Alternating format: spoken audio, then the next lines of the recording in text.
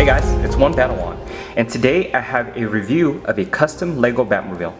This model is based on the Batman vs Superman version of the Batmobile, and the original design was by Lucas, but this particular build has modifications done by yours truly. Here's a look at Lucas's original design so you guys can get a better sense of how it looked before my changes were made. The most obvious difference is the color, but with that said, my initial decision wasn't to make it black. The color change was a result of me wanting to use those large, specialized cockpit pieces that LEGO produced for their own Batmobile. Since those elements only currently come in black, I had to make the rest of the vehicle black to match. And in order to seamlessly integrate those cockpit pieces, some additional changes also had to be made. One of the unique characteristics of this particular build is its profile. It's much thinner than any other representation of this vehicle that I've seen, which I think makes it look more accurate. As a disclaimer, I'm using the incorrect wheels for the rear, and as such, there's a bit of a gap back here, and the rear wheel covers aren't attached too securely. If I had the version of the wheels with the cross cut on the center, everything would sit flush and secure. Unfortunately, those wheels didn't come in time for this review. It's also unfortunate that, due to the nature of this build, the wheels don't spin freely. Now, let's take a closer look at the details starting with the front. The gun turret is put together in a very clever way. The bottom base uses this modified round tile with a hole in the middle to allow for a single round plate to fit in and elevate the modified plate that's attached above upside down. The modified plate has two connection points at either end for these closed-ended wrench minifigure accessories to be attached to represent the gun barrels. These 1x2 angled plates are really great for building Batmobiles.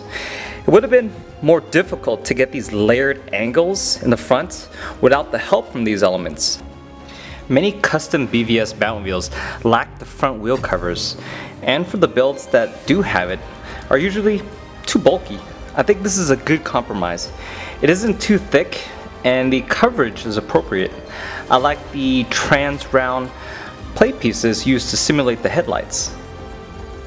The combination of slope pieces and modified slope pieces give this area a nice concave look with some opening vents. These modified plate pieces above are nice usage in representing the mini missile launchers. And again, here we have the 1x2 angled plate pieces that help fill out and extend the front of the cockpit. Surprisingly, I'm happy with how well these plates fit together, and these newer quarter pieces behind the modified plates is really good in help tying things together for those edges. I just don't like how there are kind of break in that continuity on both sides. These slopes are appropriate angles, giving it that narrow midsection for the sides. And this 1x4 tile that's attached upside down by the use of the minifigure neck bracket piece gives it the appearance of separation at this extremity.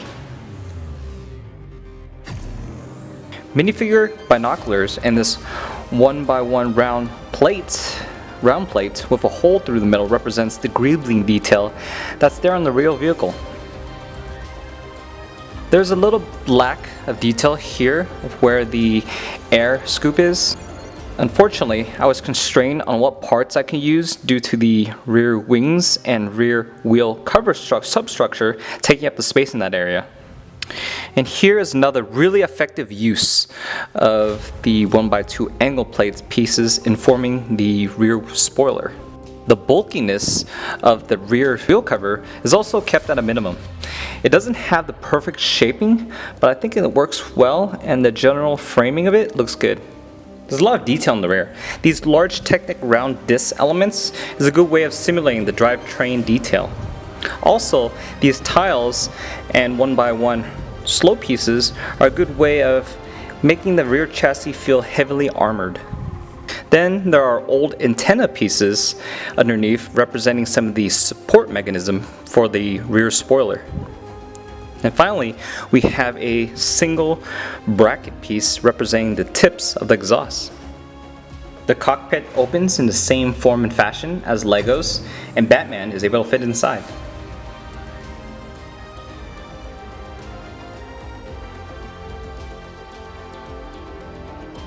With all said and done, I really like this model. It looks more menacing in black, and the low profile and staggered wheels gives it an aggressive stance.